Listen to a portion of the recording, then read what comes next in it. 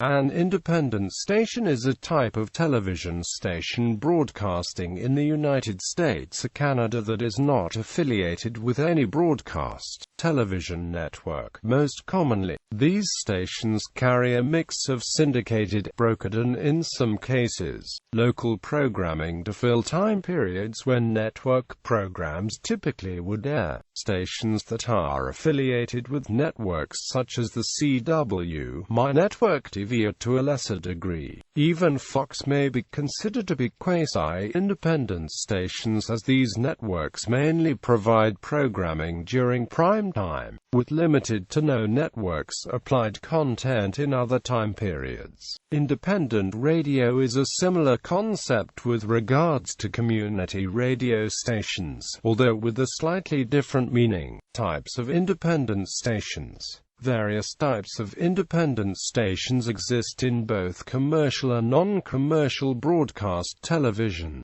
General entertainment independence. The most common variety of independent station. Traditional independents opt to fill their daily schedules with programming acquired from syndication distributors as well as brokered programming. Some of these stations carry local news and/or public affairs programming that it either produces or outsources production of to a network-affiliated station. Religious independence. In lieu of being affiliated with a religious broadcaster, religious independent stations instead carry televangelist programs that are acquired off the syndication market and other religious study programs, some of which are produced locally. Religious secular independence. Some broadcasters operated by religious entities own independents that feature a mix of religious and secular entertainment programs, a format that was originated in the 1960s by the Christian Broadcasting Network's television stations. This allows the station to earn revenue through both advertising and viewer donations. Non-commercial educational independence. Non-commercial educational independence mainly exist in the United States. Although one such station exists in Canada, these stations do not maintain a membership with an educational broadcaster such as PBS, opting instead to handle the full responsibility of acquiring educational and entertainment programs intended for distribution to public television stations for syndication, and producing local news, public affairs, lifestyle and/or documentary programming to fill broadcast hours. Overview. Early history. During the 1950s and 1960s, independent stations filled their broadcast hours with movies, sports, cartoons, newsreels, film travelogues, and some locally produced television programs, including in some instances newscasts and children's programs. Independents that were on the air during this period would sign on at times later than that of stations affiliated with a television network, some not doing so until the earlier mid-afternoon hours. Another source of programming became available to independent stations by the mid-1960s, reruns of network programs which, after completing their initial runs, were sold into syndication. As cable television franchises began to be incorporated around the United States during the 1960s and 1970s, independent stations from large and mid-sized markets were imported by these systems via wire or microwave relay to smaller media markets, which often only had stations that were affiliated with the big three television networks. These independents became the first superstations, which were distributed on a statewide or regional basis. In December 1976, Ted Turner decided to uplink his struggling Atlanta, Georgia station WTCG to satellite for national distribution. Soon, other companies decided to copy Turner's idea and applied for satellite uplinks to distribute other stations, WGN-TV in Chicago, KTVU in Oklahoma, and San Francisco, and WPIX and WOR-TV in New York City would begin to be distributed nationally during the late 1970s and early 1980s. By the start of the 1970s, independent stations typically aired children's programming in the morning and afternoon hours, and movies and other adult-oriented shows during the midday hours. They counter-programmed local network-affiliated stations' news programs with syndicated reruns, usually sitcoms and hour-long dramas, in the early evening, and movies during prime time and late-night hours. In some areas, independent stations carried network programs that were not aired by a local affiliate. In larger markets such as New York City, Chicago and Los Angeles, independent stations benefited from a ruling by the Federal Communications Commission that barred network-affiliated stations within the top 50 television markets from airing network-originated programs in the hour preceding prime time. This legislation, known as the Primetime Access Rule, was in effect from 1971 to 1995, and as a result independents faced less competition for syndicated reruns. Some stations in larger markets, WOR-TV, WPIX and WNEW-TV in New York City, ventured into local news broadcasts, usually airing at 10 o'clock p.m. in the Eastern and Pacific time zones, and 9 o'clock p.m. in the Central and Mountain time zones. Network stations aired the late newscasts an hour later. For the late 1970s through the mid-1980s, independent stations in several U.S. cities, particularly those that had yet to receive a cable franchise, carried a form of a network affiliation through subscription television networks. These services, which were formatted very similarly to their pay cable counterparts, ran sports, uncut and commercial-free movies, and on some services, television specials. Independents usually ran the services during the evening and overnight hours in lieu of running movies and other programs acquired off the syndication market by the station, although a few eventually began to carry these services for most of the broadcast day. The services required the use of decoder boxes to access the service's programming. Some required the payment of an additional one-time fee to receive events and adult films, as cities added cable franchises, thus allowing people to subscribe to conventional premium television networks like HBO and Showtime. Nearly all of the over-the-air subscription services had shuttered operations by the end of the 1980s. Until the late 1970s, independent stations were usually limited to the larger American television markets due to several factors. Most smaller markets did not have a large enough population to support 4 commercial stations. Even in markets that were large enough to support a 4th station, the only available license was on a UHF channel allocation. During the analog television era, the reception quality of UHF stations was not nearly as good as stations on the VHF band, especially in areas with rugged terrain. Since independent stations had to buy an additional 16 hours of programming per day, a burden not faced by network-affiliated stations, these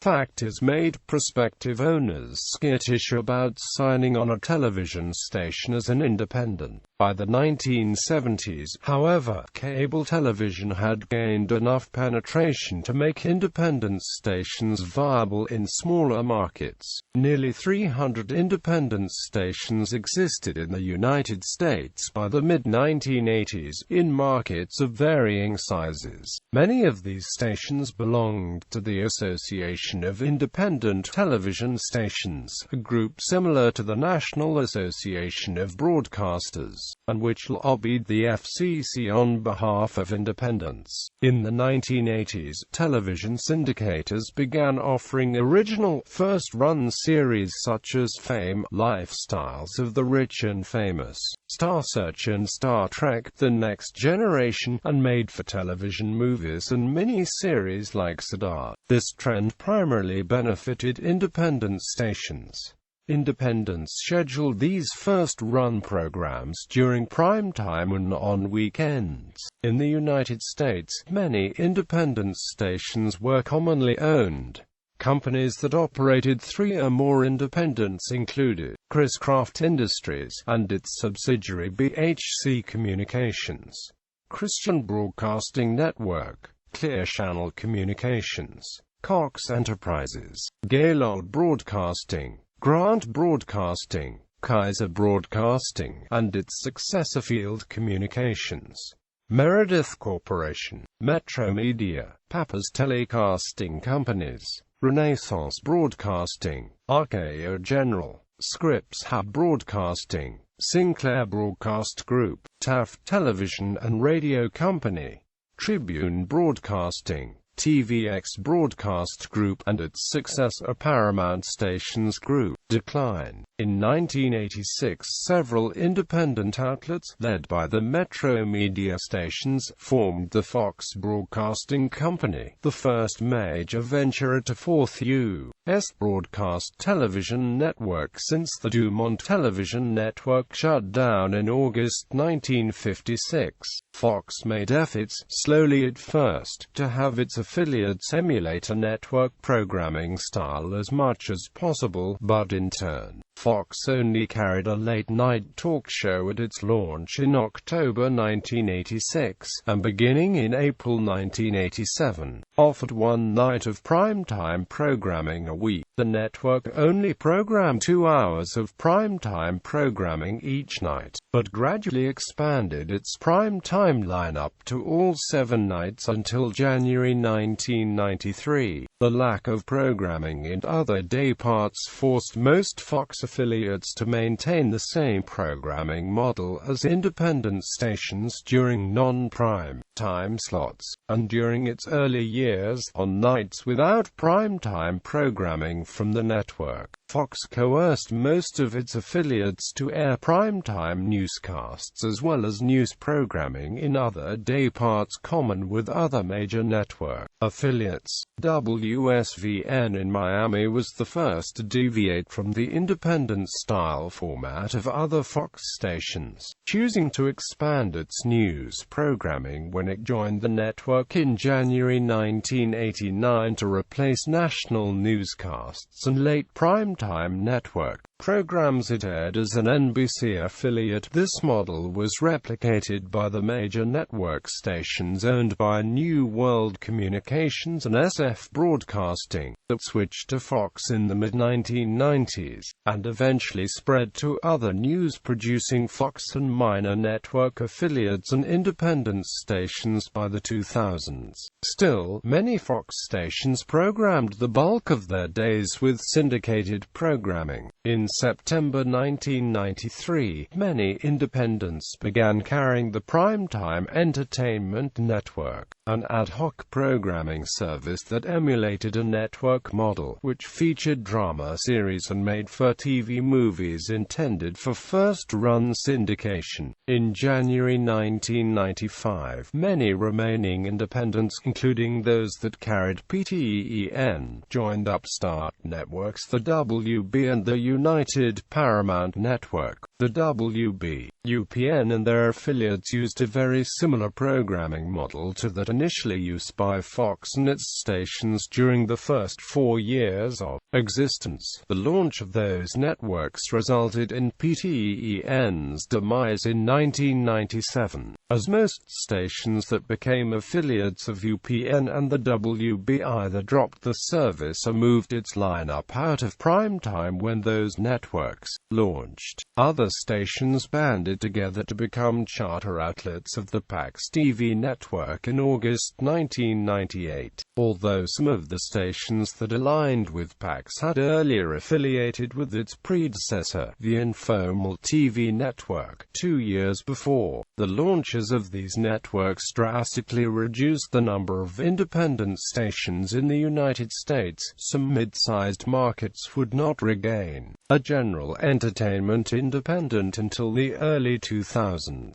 through sign-ons of unaffiliated stations and disaffiliations by existing stations from other commercial and non-commercial networks. In 2001, Univision Communications purchased several English-language independents in larger markets from USA Broadcasting to form the nuclei of the upstart Spanish-language network Telefutura, which launched in January 2002. Several stations affiliated with the WB and UPN became independent again when the respective parent companies of those networks decided to shut them down to form the CW, which launched in September 2006 with a schedule dominated by shows held over from a non-affiliate body primarily made up of stations previously aligned with its two predecessors. Some of the newly independent stations subsequently found a new network home through My Network TV, itself created out of the prospect that the UPN affiliates of corporate sister Fox television stations would become independents due to the CW choosing to affiliate with CBS television stations and Tribune broadcasting stations in overlapping markets. Today, as a result of the various network launches that have occurred since the 1986 launch of Fox, true independent stations have become a rarity. The smallest stations, which in the past would have been forced to adopt a locally originated independent program schedule, now have other options: 24-hour-a-day networks that require no local or syndicated programming for the station to carry. Some of these networks, such as AMG-TV or America One, follow a full-service variety format, while others take a rerun-driven approach or carry mainly niche programming. Many stations that are affiliated with the larger post-1980s networks still behave much like independents, as they program far more hours a day than a station affiliated with one of the big three networks. Current independents follow a very different program format from the predecessors. While sitcom reruns are still popular, expanded newscasts and other syndicated products such as talk shows, courtroom shows, reruns of recent scripted comedy and drama series,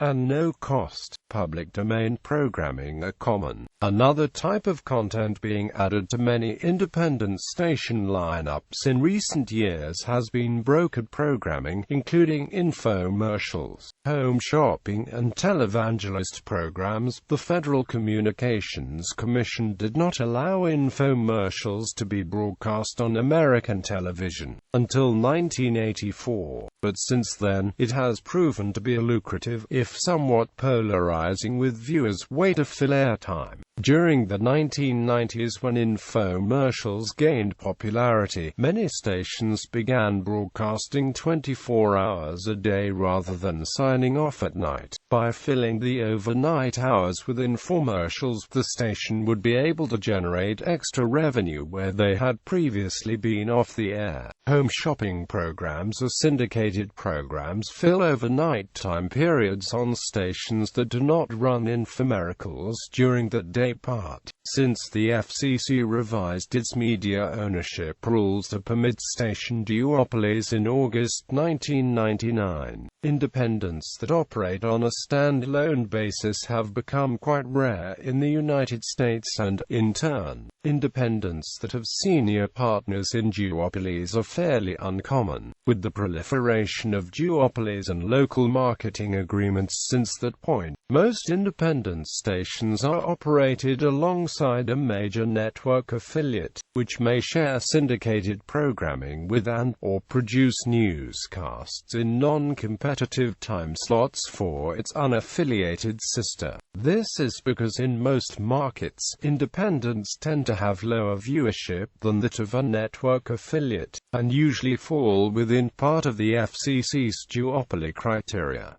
List of notable independent stations, past and present. Partial listing. Bold text denotes a current independent station while italic text indicates a defunct station.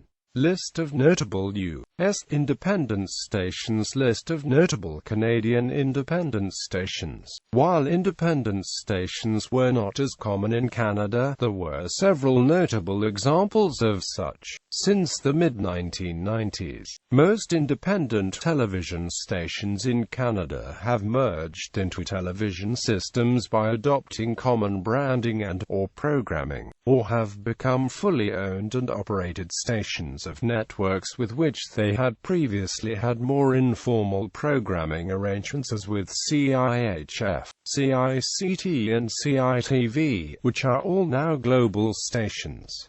However, this trend was partially reversed in 2009 with the demise of CanWest's system, which resulted in 3 of its stations, CHCH in Hamilton, CJNT in Montreal and CHEK in Victoria, becoming independent. CJNT subsequently affiliated with City in 2012, later becoming a full-time O&AMPO in 2013. CHCH and CHEK are the only television stations in Canada currently operating as independent stations in the American sense of the term. However, since the fall of 2010, these 2 stations have resumed sharing some common American programming.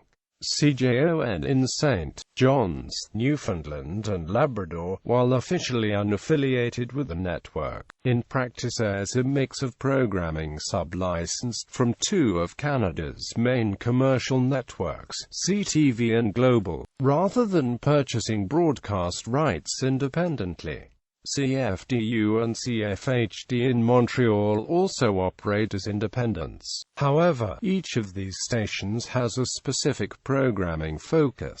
Educational programming in the case of the former, and multicultural programming in that of the latter. 3 independent religious stations also exist in Canada: CHNU in the Fraser Valley Regional District, CIIT in Winnipeg, and CJIL in Lethbridge. CIIT and CHNU formerly served as part of the 2-station JOYTV religious television system from 2005 until the system's dissolution in 2013. Apart from these, some additional independent stations exist in Canada as community-oriented specialty stations. These stations, such as CFDVDT in Leamington, Ontario and CHCO-TV in St Andrews, New Brunswick, transmit at low power.